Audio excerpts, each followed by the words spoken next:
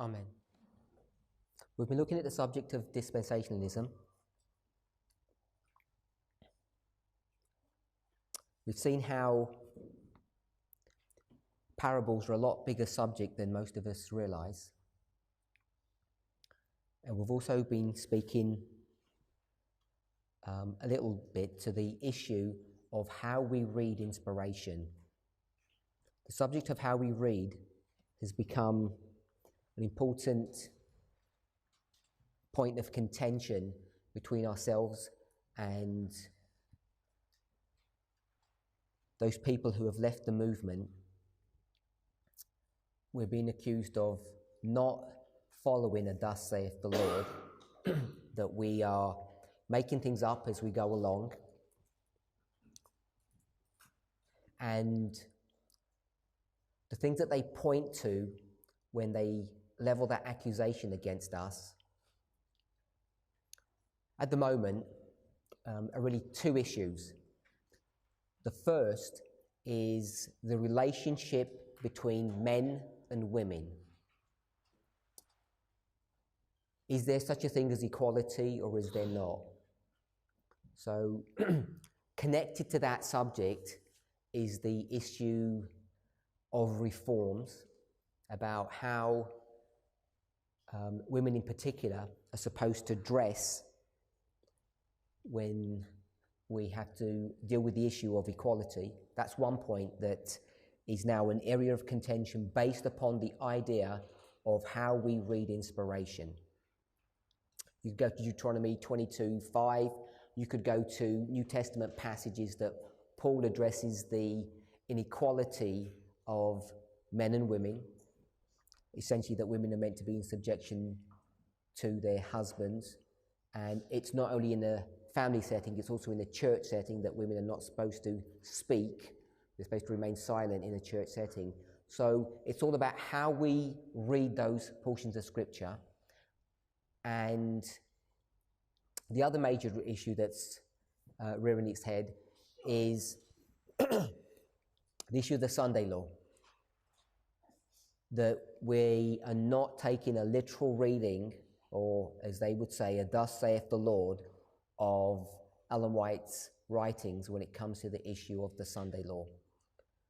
All to deal with the connecting thoughts of the mark of the beast, the seal of God, all of those points that because we've drifted away, as they would accuse us, of not taking a literal thus saith the Lord, we are now off the line and in apostasy. But of course we know that the subject is not that straightforward. At least we should know.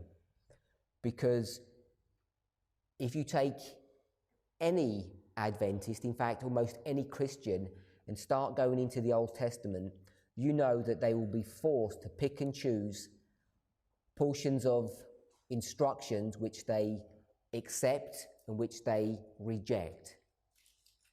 There is no one, as far as I am aware of, at least an Adventist, if not a Christian, that would, having found that their daughter or their wife, being newlywed, turns out not to be a virgin, that would have the audacity to stone them, because that's the law in the Old Testament. And none of us would actually put that into practice, regardless of whether the law allowed us to do or not. We would all know it's inherently wrong to do so. So, it's simple examples such as that we pick and choose what portions of inspiration we want to read literally and which portions of inspiration we don't want to read literally. But coming closer to home, if you see the work even that FFA are teaching today with respect to time setting, and we'll pick another easy one, public evangelism, that we're not supposed to go and preach the gospel message to the world, or we call them Nethinims, Samaritans. They recognize that as a principle based upon a common understanding of end-time prophecy. And yet if you go to early writings, or you go to any portion in fact, of the Spirit of Prophecy. In fact, the whole book was compiled that deals with this subject, called the Book of Evangelism. You know that Ellen White nowhere speaks about this concept of not preaching the message to the world. So we stand in direct opposition. In fact, many people, many Adventists, see it as a marker that we are a schism or a sect, an apostate group, because we do not believe in public evangelism. In fact, if you were to speak to Christians, evangelical Christians, and you were to tell them that we don't do evangelism, we don't go to the world and try to bring them into Christianity to convert them, they would see us as being in error on that subject. So it's not only Adventism that has a problem with our position. The wider Christian church does. They can take that straight from the scriptures, the New Testament commission that we're meant to give the gospel to the world. We're now breaking that "thus saith the Lord" concept. We recognize that. We understand why we do that. FFA and their followers also recognize why they do that. But what they're not willing to say, not willing to admit to, is that they are no longer following the "thus saith the Lord." What they're doing is making things up, if I can say it this way, as they go along the line of prophecy, just in the same way we do. Time setting. There is an abundant amount of information. In fact, the testimony of the leadership of FFA is that they were the staunch advocates of no time setting only 12 months, 18 months ago and before, that they were the people who would defend. They put together papers, they would do presentations on the subject of no time setting.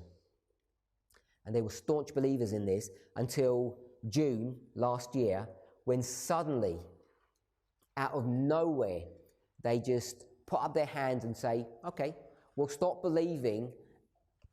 I think in their own words, 23 pages of compiled Spirit of Prophecy quotes that they put together that clearly showed that when they are not allowed to time set, they were willing to put all of that testimony aside. It's not one or two quotes.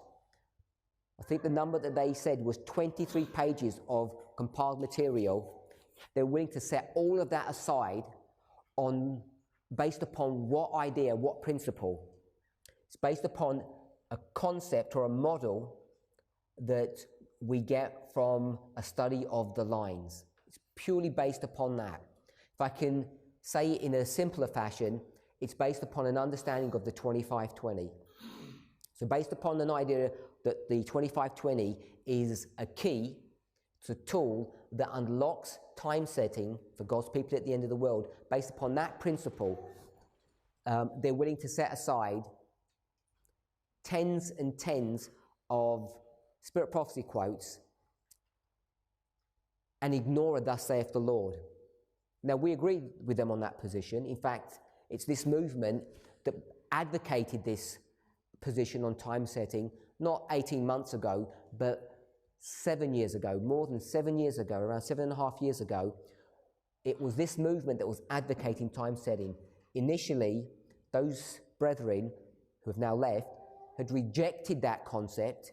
They had rejected it for 6 years. In 2018, suddenly they saw the light, if I can say it that way, and they were willing to set aside abundant amount of inspired statements that said that you were not allowed to time set. And if we had stood aside, we could have easily accused them of ignoring or setting aside a "thus saith the Lord."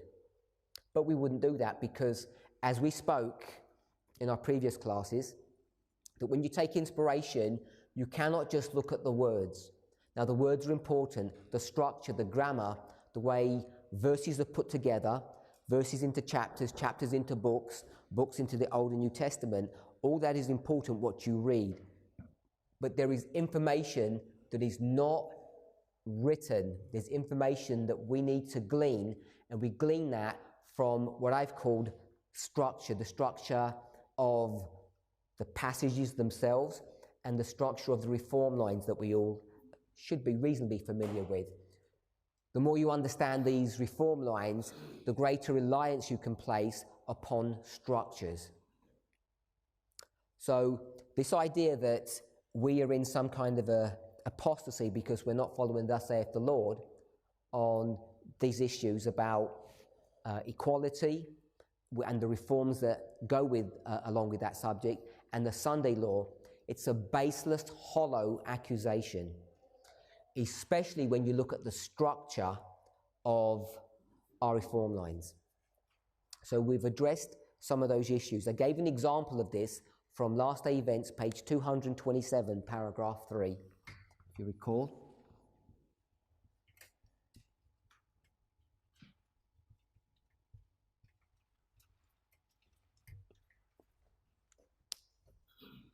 The Lord has shown me clearly that the image of the beast will be formed before probation closes, but it is to be the great test for the people of God by which their eternal destiny will be decided.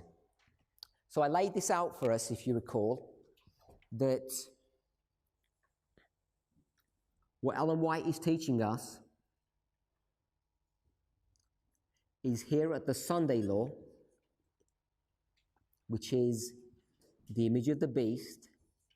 It's relatively straightforward to see that when you go to Daniel chapter 3 and you see Ellen White's commentary on that chapter. An image is a copy, a mannequin, if you like. So an image of the beast is the copy of the beast. In Daniel chapter 3, the beast is Nebuchadnezzar. The image of the beast, the copy of Nebuchadnezzar, is the statue that he's created, which is all gold, as we're all familiar with. And you are required to bow down or worship that copy of Nebuchadnezzar. You don't worship Nebuchadnezzar, you worship his copy or his image, as it's brought to view in this passage. And we know that the close of probation follows. This is Daniel 12:1. And if this is Daniel 12:1, this is Daniel 11:41. The image of the beast. This is the structure that Ellen White has set up.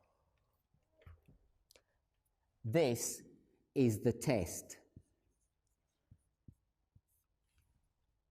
She calls it the great test. The Lord has shown me clearly that the image of the beast will be formed before probation closes. Formed means created, finished.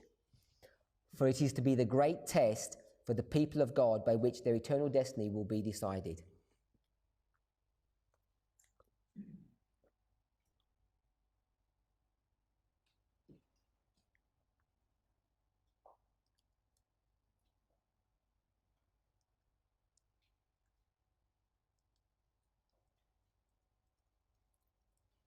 So these next two quotes, they're not connected to the original quote that this is taken from. This is taken from Second Selected Messages, page 81. But in Last Day Events, it's the next three paragraphs. So this would be Last Day Events, page 228, paragraph 1 to 3. I just want to read that.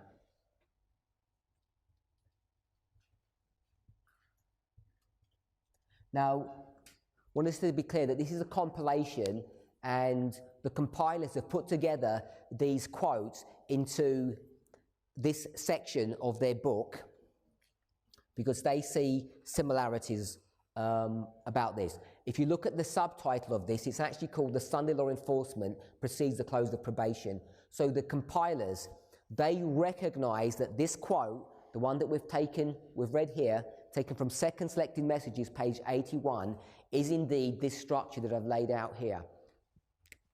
This is the Sunday law history.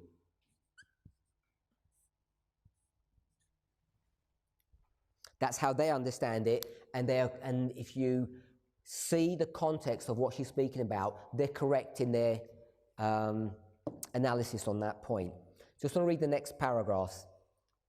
What is the image of the beast, and how is it formed? The image is made by the two-horned beast, Revelation 13, and is an image to the beast. It is also called an image of the beast. To learn what the image is like and how it is to be formed, we must study the characteristics of the beast itself, the papacy. So she's going to explain how the image of the beast works, how it's created, how it's formed. She says, before you do that, before you deal with the image of the beast, just take the word image off, you look at the original, you look at the beast itself to understand what its copy is. She tells you who actually forms or makes the copy of this beast. It's the two-horned beast of Revelation 13, verse 11, the United States. When the early church became corrupted by departing from the simplicity of the gospel and accepting heathen rites and customs, she lost the spirit and power of God. And in order to control the consciences of the people, she sought the support of the secular power. The result was the papacy. So the papacy is when you get a church who loses the simplicity of the gospel and begins to accept heathen or worldly practices, loses the spirit of God, and then goes to the world in order to control its own people. That is what ends up being called the papacy. I'll read that again. When the early church became corrupted by departing from the simplicity of the gospel, accepted heathen rites and customs, she lost the spirit and the power of God. In order to control the consciences of the people, she sought the support of the secular power. So you've got a corrupt church seeking the help or the aid or the strength of the state, secular power, and the result is the papacy. The papacy is a church that controlled the power of the state and employed it, the government, to further its own ends in controlling its own people, especially for the punishment of heresy, and heresy would mean not following the rules and regulations that this apostate church has set up, which is following the heathen rites and customs. In order for the United States to form an image of the beast, the religious power, apostate Protestantism, must so control the civil government that the authority of the state will also be employed by the church to accomplish her own ends. The image to the beast represents that form of apostate Protestantism which will be developed when the Protestant churches shall seek the aid of the civil power for the enforcement of their dogmas. So all this is going to be happening in the Sunday law time period. You check the context of all of this, that's how Ellen White's going to describe it. Now, our movement, as we already spoke about, is dealing with two issues. It's to repeat and enlarge, if you like. We are the Church of Ephesus. We have a relationship with Laodicea. When we start talking about reform lines and we go from the line of Christ to the line of the Millerites to our own line, and we delve back further into the line of Moses, what we see, as Sister Tessa's mentioned numerous times now, that if this is the story of ancient Israel,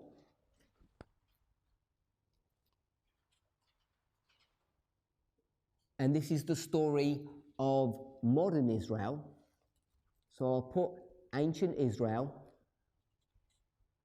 and modern Israel, Ellen White is going to give this story in different ways. She's going to explain it using different stories. So if I were to do it this way, this would be the story of Moses, this would be the story of Christ. And then this, I'm going to call it the story of Christ, and I'm going to call this the story of the 144,000. And this version is found in the book Acts of the Apostles, chapter 5, as we mentioned previously. And if you take that model, this would be the former reign. It runs all the way through history for 2,000 odd years, and it ends in the latter reign, in the history in which we find ourselves. So if we were going to do it this way, we wouldn't just call this the 144,000. It wouldn't be correct to do that the way Ellen White describes it. So I'm going to change that, and I'm going to call this, I'll just call it the SDA Church. Begins at the time of the end, 1798. If you go back to this passage and read it, she speaks about that subject. She speaks about the time of the end. So you can take this story this way, and what we could do then would be to develop a story. But there's another way to understand this history, the history of modern Israel, and it's one that we use more frequently because we want to have a certain perspective. What we want to do is look at this last portion of this history here, this history of what Ellen White would call the latter rain, because this would be the history of the former rain, running all the way through history to the end, and this would be the history of the latter rain. What we are going to do is focus on this portion of history and expand it out in this way. And when we do that, we see that it's the Millerites and us, the 144,000. So that's what you're more familiar with. You can see that we take this history and we ignore everything in between these two, as we do here. And what you see is this story that's been drawn out for you a number of times. If this is Moses and this is Christ, that this becomes the Alpha and the Omega, the Alpha and the Omega. So all we're doing is looking at histories, which are progressive histories, goes all the way from Moses to the end of the world, and we start talking about progression and repeat and enlarge. So the progressive history of ancient Israel, which follows the sequencing of 7 churches from Ephesus to Laodicea, what we do is we look at the first church to the 7th church, first to the 7th. So you're going to run that in its proper way. What you then would do would call this the first church for modern Israel, and this the 7th church. So there's many different ways to explain and to lay out these stories depending on the point that you want to make. What we do is we end up looking at the Millerite history with the 144,000, which is the beginning and the end, not of the Christian dispensation or the Christian history, the Christian church, but just this last portion here, which is the portion of the latter rain, because that's where our focus wants to be. So this is how we tend to approach our own history. It's this concept of dealing with progression and repeat and enlarge. Often we don't speak in terms of this, and so it gets buried what we're actually doing. And people think this is the only way of understanding this history, but it's not. Ellen White explains it in her own way, and what we do is extract the information that she's given to us, and we modify it to make the point that we want to make. So coming back to this point here, we take her writings and we see that this is the point that she wants to make, that the Sunday law and the close of probation are dealing with the image of the beast and the close of probation. But what we want to address is this issue of Ephesus. And if we were to take this story here, this version, and we look carefully at Acts of the Apostles chapter 5, what you're going to see is that this story doesn't quite look like that. It's not just a line of progression, and this would be the history of the cross, and this would be the history of Moses, and this would be the SDA church, or the end of the world. What you find that she does is that she takes this history here of ancient Israel, and you're going to see that it overlaps with the history of modern Israel. And it's this overlapping here in the history of Christ that becomes significant to us. Because what we do is we take this principle of this overlapping, and it begins to open up the concept, the principle, that in the history at the end of the world, we're going to have overlapping histories. We call them the priests, Levites, and Nethinims. We already have now the prophetic license from inspiration to actually do what we're doing. We haven't made this up to take the history of the 144,000 and start doing this. Sometimes I think we just made this principle up, this idea that we can have these overlapping experiences, but we haven't made it up. We can actually get this straight from this story. And once you do that, once you see that you can overlap, and you factor in that ancient Israel and modern Israel are just to repeat and enlarge, then what you can see is this history here is the history of the seventh church. That's what the church is in the time of Christ. It's the seventh and last church, Laodicea. We didn't read the Bible passages, but I gave you three from Matthew 5, Matthew 15, Matthew 23. Matthew 23. We can see in those passages the three characteristics of Laodicea: blindness, nakedness, and poverty. Not in that order. If that's the seventh church, we know that the church that gives the gospel to the world, the church that is extracted out of Laodicea, is the first church, Ephesus.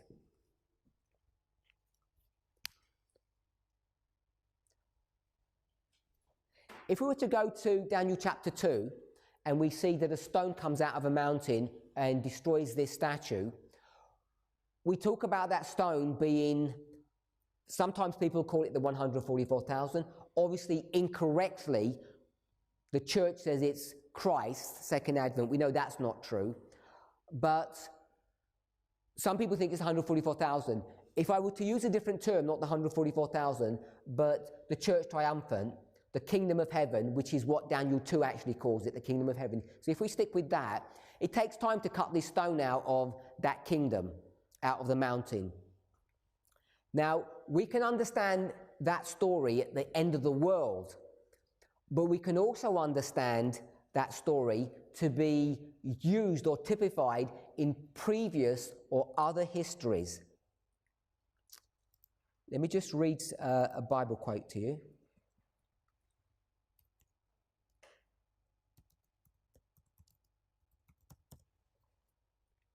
If you go to 1 Corinthians chapter 10, verse 11, I'm going to read this quickly because it's a passage that you're all familiar with. 1 Corinthians chapter 10, verse 11. Now, all these things happen unto them for ensamples. So he's talking about Old Testament stories. So there's an Old Testament story, and they are written for our admonition or our instruction, these stories, upon whom the ends of the world are come. It's a familiar passage to us. All Christians use this. Now, all these things happen unto them for ensamples, and they are written for our admonition, upon whom the ends of the world are come. So the question is, who's speaking? We know it's Paul. He's writing to the Corinthian church, and we know who them is. It's the Old Testament people. When he says, and they are written for our admonition, who is the our or the us that he's speaking of? Most Christians are going to say he's speaking about us here at the end of the world, but I want to suggest that he's not. He's speaking about himself and the world in which he lives. The world in which he lives is the end of the world. The end of the world has come for whom? For the Jewish nation. Here it is right here. This is the end of the world. And that's the reference point that he's making. He's saying the known world, the world as we know it, has ended. He's not speaking about the second advent and everything's going to get wrapped up. He says those stories from the Old Testament were written for our instruction here in the New Testament history, the first century. That's what he's saying in this passage. And what we do is we take that and we bring it into our history. We take that passage and we make an application of it for ourselves. So he's going to take this history here and he's going to say, this is the end of the world. So I'm going to write here, the end. And we just read 1 Corinthians 10:11. Earlier we read, not today, we read from Colossians 1:23. And Colossians 1:23 says the gospel is going to be given to the whole world. It was given from 34 AD up to, we'll go with 70 AD, a little bit before that. Paul says the gospel's already been given to the whole world by himself, and therefore he must be alive, and he dies a little bit before AD 70. So it's in this history that the gospel is going to be given to the world, and it's being given by the first church, Ephesus. So what we're going to do is we're going to take all of this model here, we take this model and we bring it to the end of the world, just like Paul says we can do. All these things are written for our admonition upon whom the ends of the world have come. We'll take all these principles, bring it to the end of the world, because we know at the end of the world here, in this story, if that was the first church, we're going to have the seventh church here, aren't we? This is the seventh church of the Christian dispensation. And if we're going to follow history correctly and do line upon line, we can take this model and bring it into our own. And besides the fact that we can now identify this church, this movement, as Ephesus, which is the church that conquers, Revelation chapter 6, verses 1 and 2, the church that goes forth to conquer. It's a pure white church. Besides that, which is obviously relatively easy to see, the principle that we really want to understand is that the seventh church is going to overlap with the first. So this is us. There's an overlapping between us and the seventh church of Laodicea. So this is Ephesus and this is Laodicea. So if we can take this story and say that this is Daniel chapter 2. Hopefully you can see that this is Daniel chapter 2. There's a mountain, it's the Seventh-day Adventist church, and cut out of that mountain is a stone. And that stone is going to conquer this statue. If we're okay with that idea, it's all built into this model. If you can do that here, what can we do here? The same thing. You can take the principle, the idea, the concept of Daniel 2 and bring it back 2,000 years, and you can say that this church, we call it the New Testament church, the 12 apostles, 70 disciples, the 120 people, Paul, all of them, Ephesus, and they were cut out of what? The Jewish nation. And what did they do? According to Colossians 1:23, they go and destroy the then known world. They destroy the Roman Empire. Now, the destruction of the Roman Empire isn't the destruction that you may think, because the Roman Empire exists for another at least 400 plus years, and then it gets amalgamated with the papacy. You have this image of the beast being set up. But if you take that story, you can see that the known world is destroyed. In fact, that's one of the accusations that they make about Paul, isn't it? What do they say about Paul? Whenever he goes, what does he do? He turns the world upside down. He wreaks havoc wherever he goes, because he's bringing the then known world to its knees. So you can take Daniel 2 and you can bring it back 2,000 years. So the cutting out of that stone out of the mountain can be understood in the way that we should understand it at the end of the world.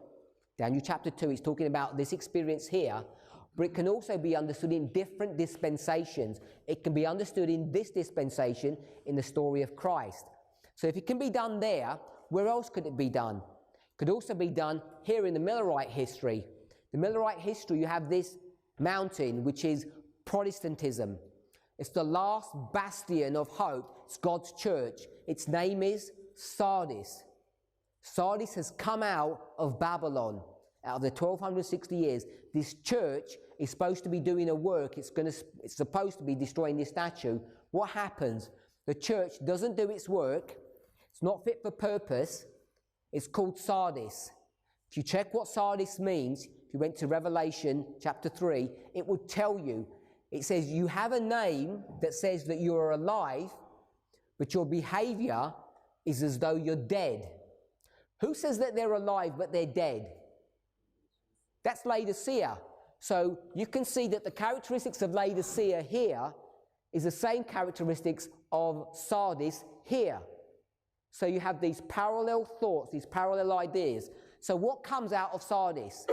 This small group of people that we call the Millerites. The Millerites are cut out of Protestantism to do a work. Those Millerites end up becoming the Seventh-day Adventist Church. So you get these stories that can repeat in different ways. And I've only given you 3 now, but you can get that and take it back in many, many different stories, this cutting out of a group of people from God's church. So it's an important principle to see that this cutting out is a reality and it really does happen.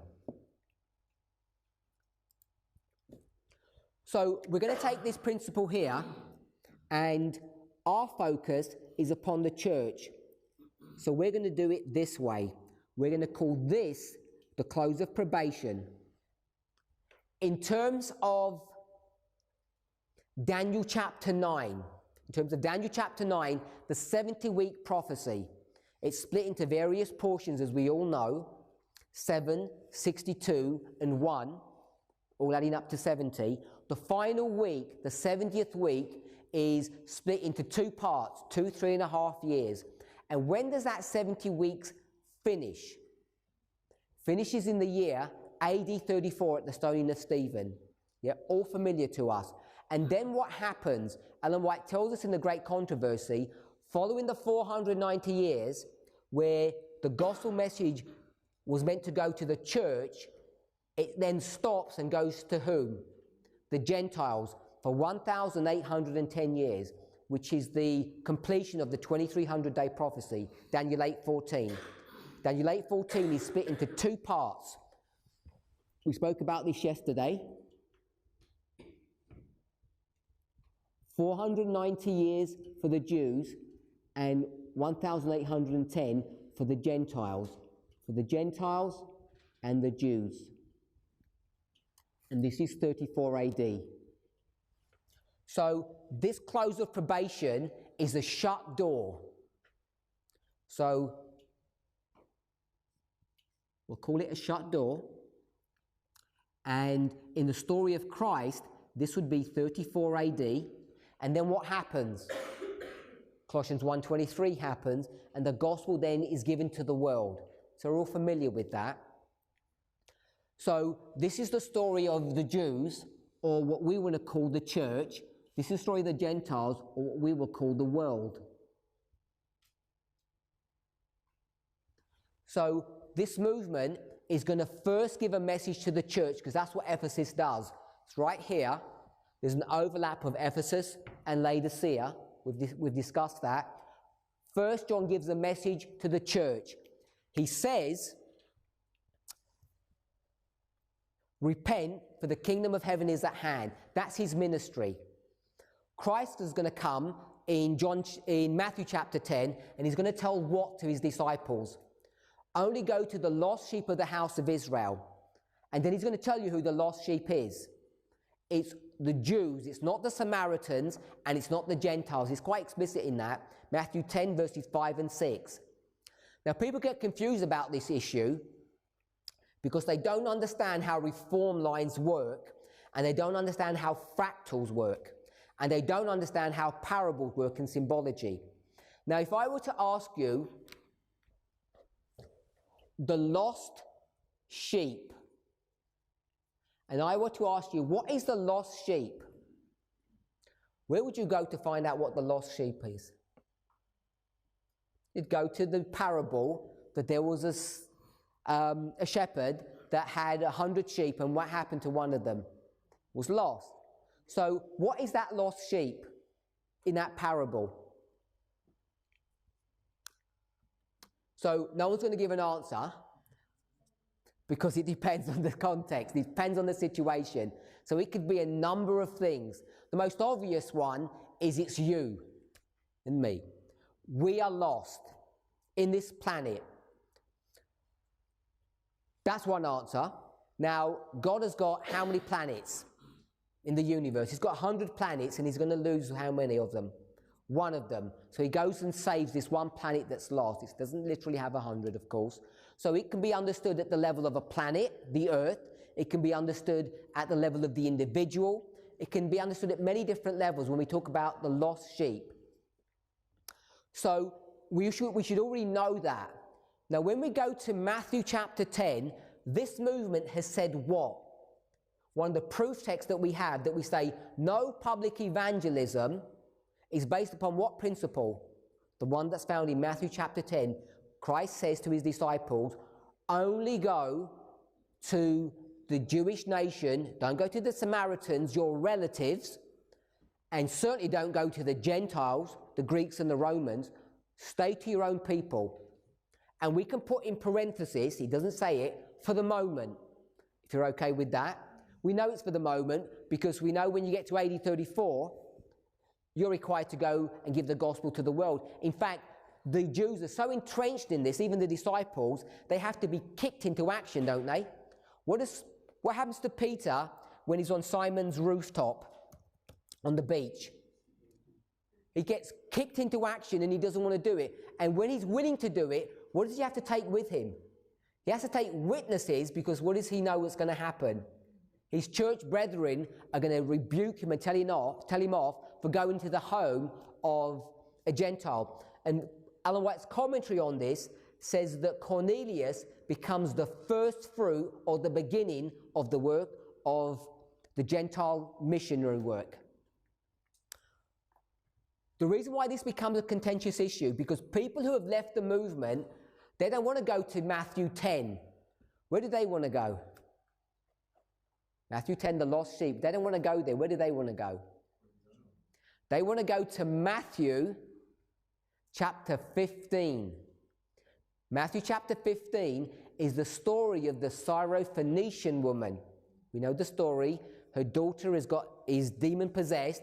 She goes to Christ, and Christ says, you're a dog, so I'm not going to help you. And she says, well, if I'm a dog, I can eat from the crumbs of your table. And then he says, don't worry, I was only testing you. It's all good. We're friends. And your daughter is healed. You can go home. And she leaves rejoicing, teaching the disciples a lesson. It's all a parable, an enacted parable. And in the discussion, what does Christ call that woman who's a Gentile? He says that she is one of the lost sheep of the house of Israel. So those people who left say, we've got it all wrong, that the lost sheep is not the Jews or the church exclusively, it's everybody, church and the world, because you've got a proof text for that. So you can see how easy it is to get tripped up.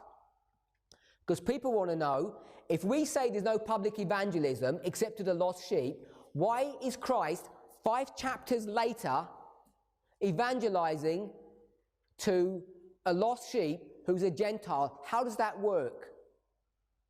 It breaks the line according to the way that most people understand. But I want us to see that it's not breaking anything. The lines are not being broken. It's absolutely clear what's going on in this story, if we understood our lines correctly.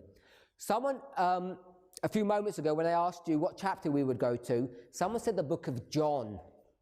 So if we were to go to the book of John and we went to chapter 4, let me just check, pretty sure it's chapter 4. If we went to chapter 4 of the book of John, I'm not going to read from there, you know the story. It's chapter 4. Christ is going to be speaking not to a Syrophoenician, which is a worldly person. He's going to be speaking to whom? Samaritan. You're not allowed to speak to Samaritans and Gentiles, are you? According to Matthew 10. You're breaking all your own rules, apparently. Now, Christ has a discussion with this woman.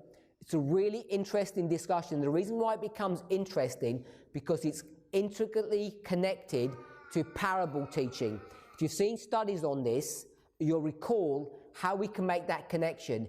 If you haven't seen studies on that, please watch them. As my sister said, you can go and watch that 10-part series done months ago and work it all out yourself. Not really.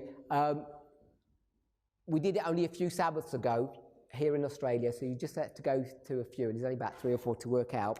But it's relatively straightforward and it's nice to see. Parable teaching begins in Matthew chapter 13. I think we're all okay with that. Ellen White comments on that. This is the Sermon by the Sea. Matthew chapter 13, the Sermon by the Sea. If we were to compare and contrast Matthew chapter 13, we can compare a sea with land. If you're okay with that, you can contrast the two of them, land and sea. Matthew 13, the same principle. There's a beast that comes out of the sea, there's a beast that comes out of the land. Compares and contrasts those two beasts. We can do the same thing with God's or Christ's mission or message. If he does one by the sea, he's going to do one on the land. The one that he does on the land is on a mountain. It's called the Sermon on the Mount, Matthew 5, 6, and 7. So you can compare the sermon or the message on the mountain in the story or the sermon or the message by the sea. One's a parable, the one by the sea, and therefore the one on the mountain must also be a parable. So we can make that connection. It's called the Beatitudes, and the Beatitudes is really another way of saying glad tidings or a good message. So this is the mountain of good message. If you have a mountain of good message, what should you also have connected with that? A mountain with a bad message. You've got a mountain of a good message, a mountain of a bad message. So once you can make that connection, you can go back into the Old Testament, and you know that there's a story about two mountains, don't you? A good mountain and a bad mountain. They've both got names. Do we know the names? Most of us do. Gerizim is the good mountain. Ebal is the bad mountain. The mountain of curse and the mountain of blessing. The reason why that becomes significant is because this good mountain from the Old Testament, the Mount of Blessing, the real Mount of Blessing, Mount Gerizim, that's the mountain in John chapter 4. They're going to have a discussion, and this Samaritan woman is going to say, there's a really nice mountain just in front of us, and there's this really nice temple there, our temple, and you say it's dirt. You don't like our temple, you like your temple, which is on Mount Zion. So you can run this story, if you understand how parables work, all the way through, and you can connect many Bible stories together. In fact, that's how we're supposed to do line upon line. It's not as simple as just taking a word, like the word Sabbath, and running that through Scripture.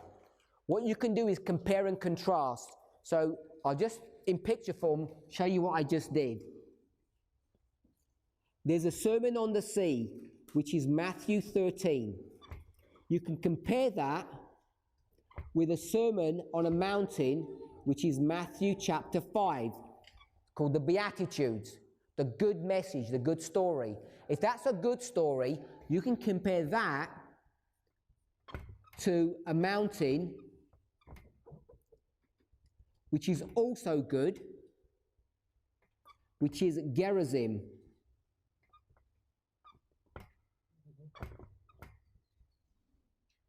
And if you're going to compare a good mountain, you can compare that with a bad mountain, and that's Ebal. And the reason why that becomes significant is because in John chapter 4, this mountain here, Gerizim, is it a good mountain or a bad mountain? It's a bad mountain because it's the mountain upon which the Samaritans have built their temple. So there's a temple that's built here on Mount Gerizim, and it's the temple of the Samaritans, and it's now bad. And that bad mountain is going to be compared to what? Another mountain, which is the Jewish mountain, and they've got a temple on their one. Is that a good or bad mountain? Depends who you ask. Christ is going to say, actually, that's a bad mountain as well. Because salvation cannot be found on Mount Zion, and it cannot be found on Mount Gerizim. It's found in the movement. That's an important principle for us to understand as we go through these prophetic studies, not in the one that we're doing. But this is how you can do proof texting. It's all using the principle of parable teaching. Now, the reason why all that becomes important is because if you're in John chapter 4, and we go to verse 35. Christ says to his disciples, she's already left, the disciples are speaking, he says, say not ye that there are yet 4 months, and then cometh harvest. Behold, I say unto you, lift up your eyes and look on the fields, for they are white already to harvest. He's speaking about the Samaritan woman, the Gentiles, that they're already to be dealt with. So all I want to say, when we start speaking about the lost sheep of the house of Israel, the Syrophoenician woman, the Samaritan woman of John chapter 4, Christ is already going to begin to deal with those people before time. And if you don't understand how a reform line works, you won't understand how to factor all of this information. And it becomes important for us to be able to do that correctly. And the reason why it becomes important is because now Future for America and the people that follow them are surreptitiously, and I don't mean that with malice, I'm not saying they're doing it maliciously or underhandedly, which is, I guess, the connotation of surreptitiously, but they are doing it in a way that is not clear to their followers. And I suggest it's not clear to some of us.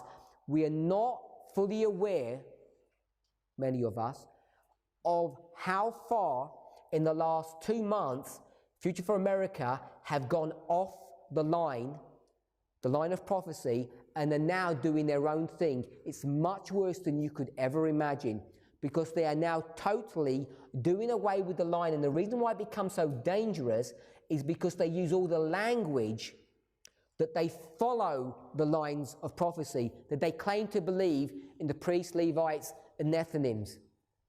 And what they're claiming is everything that has been taught by this movement, depending who their target is that they want to accuse. It's either Tess or myself or other people, depending upon the subject at hand.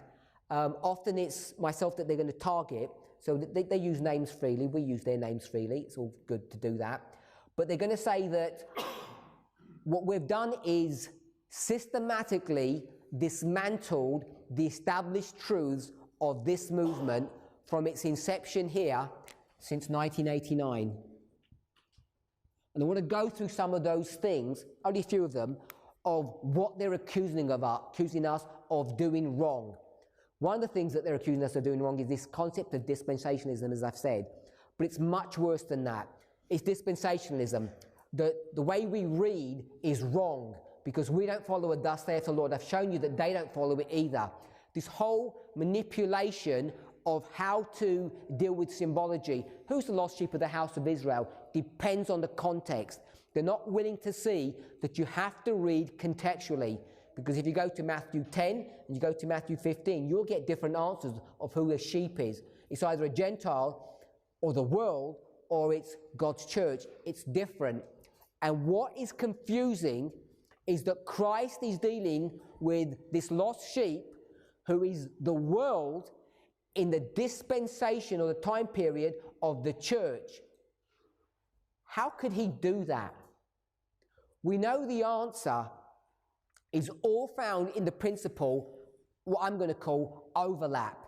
When you start understanding you can overlap histories, not only that you can, but you're required to, these things begin to make sense.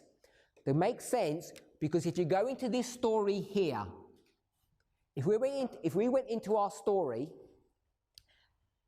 hopefully you can see it. Maybe I'll make it a little bit bigger.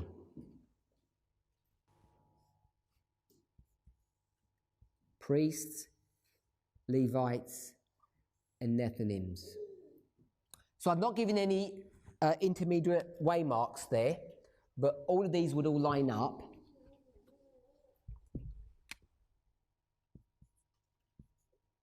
Now, this is not a class, so it's quite hard to do this. But if I were to ask you, with this transition here, we've got church and world, and I've put a waymark there, 34. Where would that go in this line here? If this is the line of the priests, Levites, and Nethinims, and we'd have all of these waymarks here, you can see that they're all going to end up having to be brought up here. You can see all of that. On this line, where would this waymark be here? This one here, where would it be? So, if you're familiar with the lines, you already know the answer to this, but if you're not so familiar with it, it might not be that intuitive to work out where that line would be, that demarcation would be. Maybe we're not totally sure. So I'm just going to give you the answer. It would be here. That's where that 34 AD would be. So if you can see this, a few years ago when we didn't understand this concept, this idea of overlapping histories, even though it's plain to see, it's easy to understand, it's right there in Acts of the Apostles, you can see that John is born when? At the time of the end, and John is the first member of the Church of Ephesus. He's so important, no one even baptizes him. He's the baptizer, he doesn't get baptized. There's implications in all of that. So we know that the Church of Ephesus begins at the time of the end, and it extends past AD 34, long past AD 34, because it does this work here of giving the gospel to the world, first to the church, then the world. One group of people do two things. That's why we can do this. I'm not suggesting that this was ever wrong. What I am suggesting is the way we approach this has been wrong, and the implications or the conclusions that we draw have been wrong, and the way we speak about these Spirit of Prophecy quotes is wrong.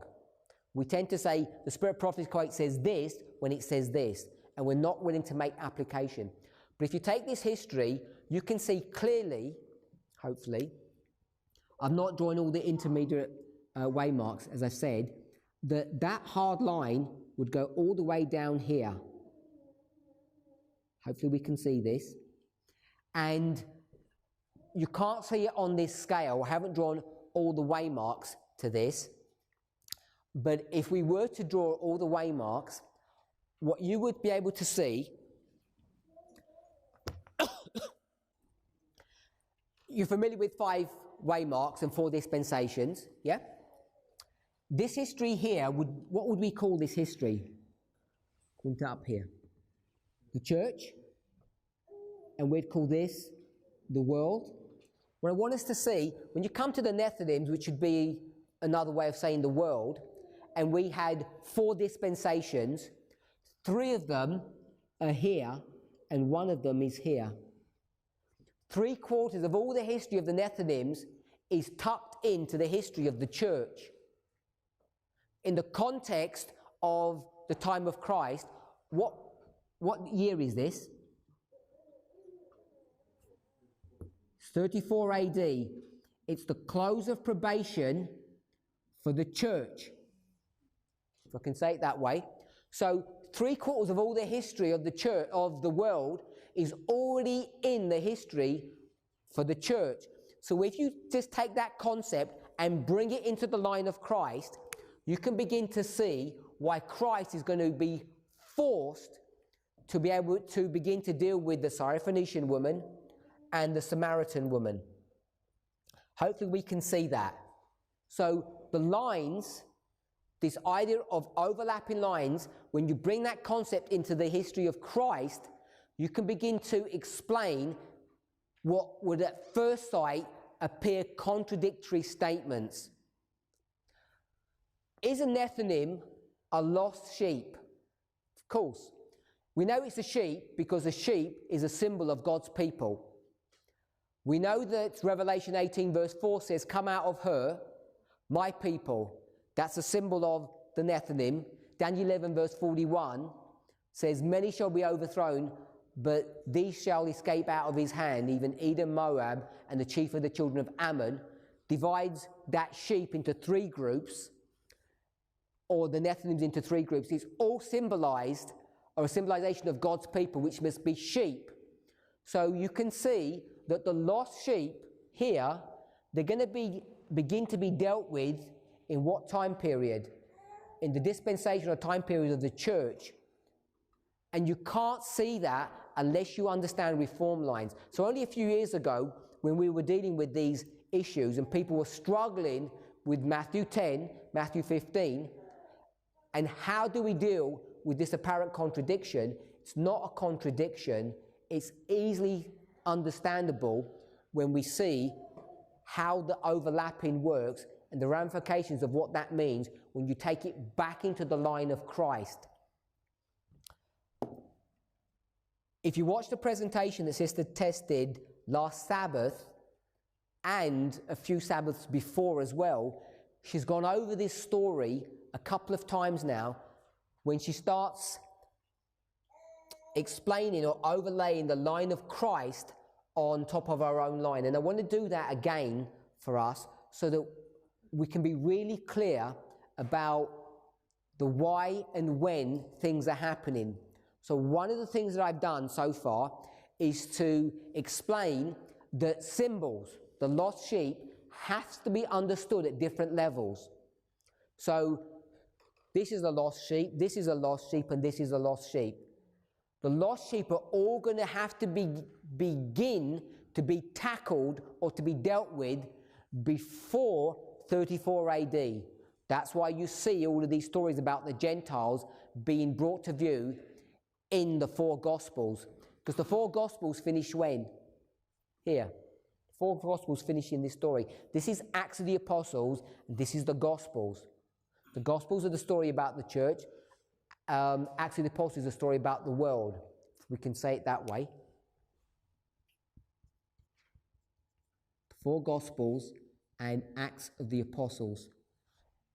In the Gospel stories, the reason why we see interaction with the world is because what's being brought to view, what we would call the ploughing, the former rain, and the latter rain of the world, or the Nethinims, or the Gentiles. That's the kind of language that we use. I want to just summarize what we've discussed so far. I just want to deal with this a little bit more in our next presentation. But what we've seen is how repeating patterns work and how we need to be careful about reading inspiration and putting it in its proper place. We've dealt with that. We've dealt with this important principle of overlapping histories.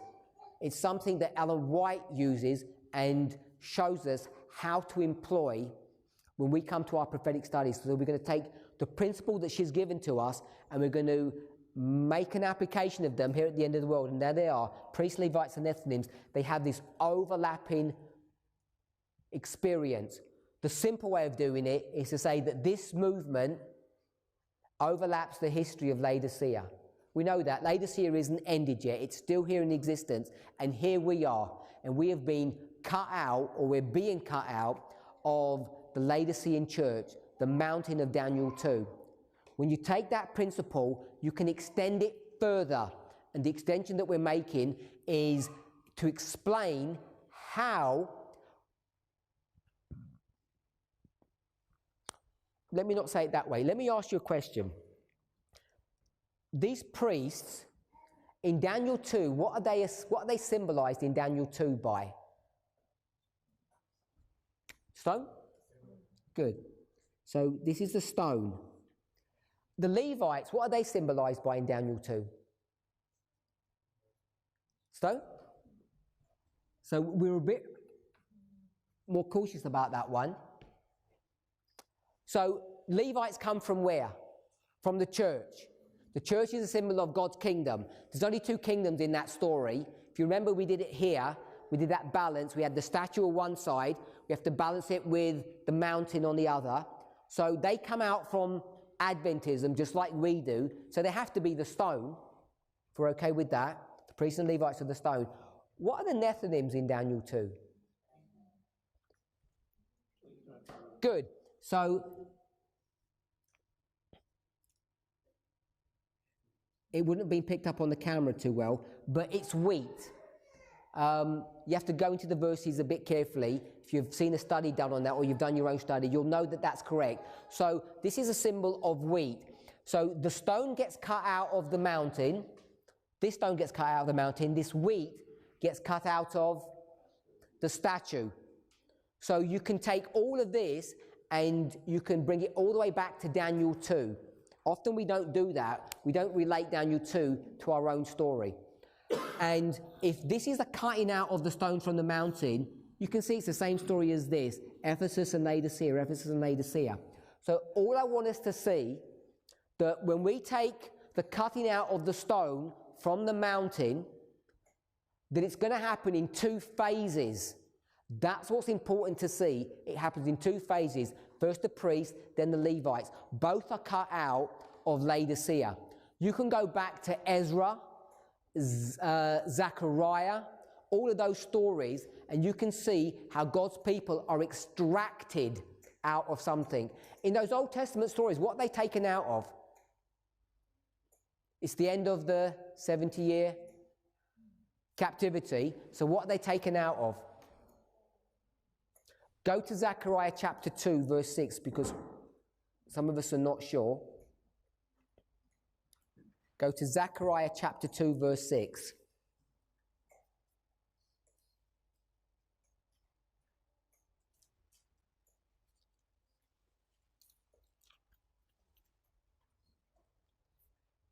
It's the second angel's message. How do we know? Because it says, ho, ho. Ho, ho, come forth and flee from the land of the north, saith the Lord. So what's the land of the north in the history of Zechariah? This is Babylon. The land of the north, the king of the north. So they're going to come out of Babylon. So who's telling them to come out of Babylon? Zechariah, obviously. Where does Zechariah live? If he says come out of Babylon. In Jerusalem. So he lives in Jerusalem, and he says, leave Babylon and come to Jerusalem. We know he lives in Jerusalem because if you go to Ezra chapter 6, verse 14, Ezra 6:14, you'll see that the temple was rebuilt, reconstructed, the temple of Zerubbabel, with the help of two prophets. The two prophets, one of them is Zechariah and the other one is Haggai. Haggai and Zechariah are the prophets that drive through the rebuilding project. It gets rebuilt in Jerusalem, so they must have been in Jerusalem to do that rebuilding project. So they tell people to come out of Babylon. This has been a real issue of contention, a real point of confusion here at the end of the world. If they're coming out of Babylon, and we say, so they're going to be cut, do we agree they're going to get cut out of Babylon and taken to Jerusalem? Yeah? Happens in two steps, two stages. In fact, if you are listening to, hopefully you're all listening, follow me through with Sister Brittany's studies, the first cutting out of God's people from Babylon happened when? Under whose reign? Cyrus. So if you go to Ezra 6:14, it tells you the three kings. So it's Cyrus, Darius, Artaxerxes. Cyrus is the first cutting out. The second one is going to be Darius, which is what this is talking about, the story of Zechariah. He's telling people, you need to come out of Babylon now. Darius is reigning, so we need to do a job. We know that. We're in the book of Zechariah, yes? We just read 2:6. Go to 1:7. We just read 2:6, go to 1:7. Zechariah 1:7. Upon the 24th day of the 11th month, which is the month Sebat, in the second year of Darius, came the word of the Lord unto Zechariah, the son of Berechiah, the son of Iddo, the prophet, saying all of the thing that he's going to say now. So it's in the second year of Darius. First one is, and we won't go there. First one is Cyrus, second one is Darius. So Zechariah's already left, and how many call-outs are there going to be from Babylon? 2 call-outs. Zechariah and the first lot with Cyrus, and the second one would be here. This is a symbol here of these two stories, the priests and the Levites.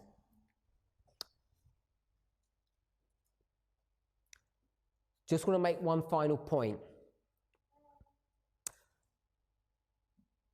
In this story, they're coming out of Babylon. They're going to be cut out of Babylonian captivity.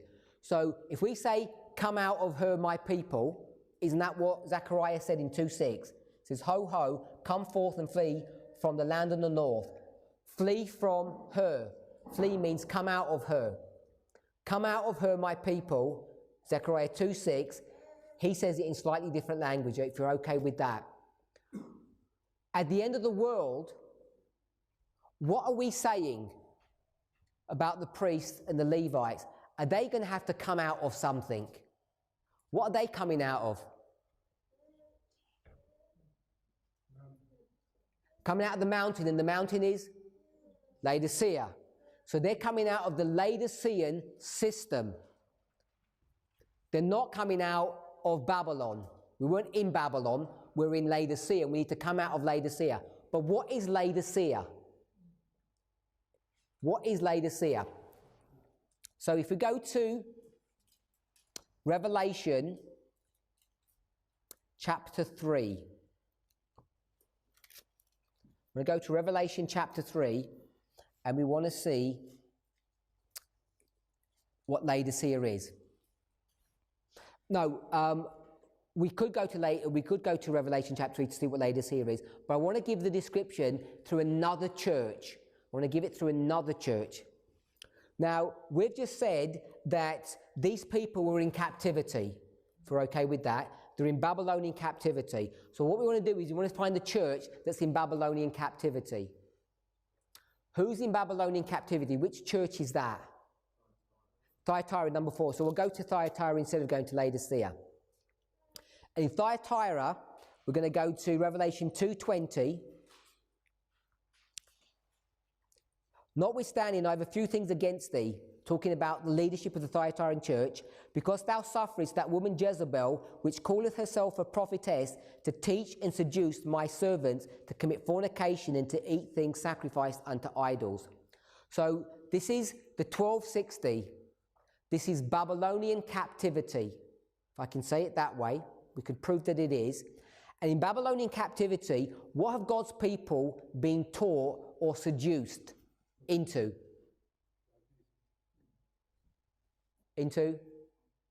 Into Babylonian theology, if I can say it that way.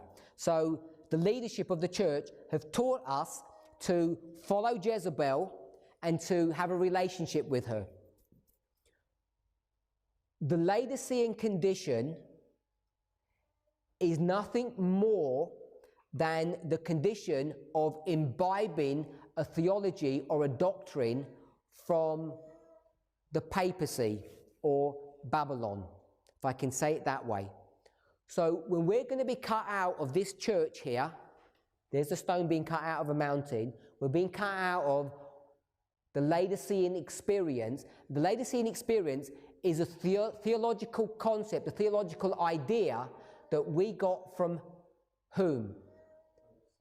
From Revelation 2:20, from Jezebel, it says here, which is Babylon, and who foisted it upon us? The angel of Thyatira, which is a symbol of the leadership. So the leadership was like a dating agency. It matched us up with Jezebel and said, you guys need to get together and enjoy yourselves. So Jezebel taught us and seduced us and allowed us to have fornication with her, all through the introduction of the leadership of our church. And that's exactly what happens in this history here. So this cutting out of something bad, the cutting out of something bad, and the cutting out of something bad. So in Daniel 2, that mountain, which is the kingdom of heaven, actually turns out to be something that's bad, which is why you need to extract something out of that. The stone is something good, the wheat is something good. So we'll make a break here, and we'll finish or continue our study in the next presentation. Let's pray. Heavenly Father, we want to give you praise and thanks for your goodness and your mercy towards us. I want to ask and pray that you would guide, direct, and bless us in the meditation and study of your word. Help us how to understand the usage of parables, of symbology, and the line upon line methodology. We ask and pray in Jesus' name. Amen.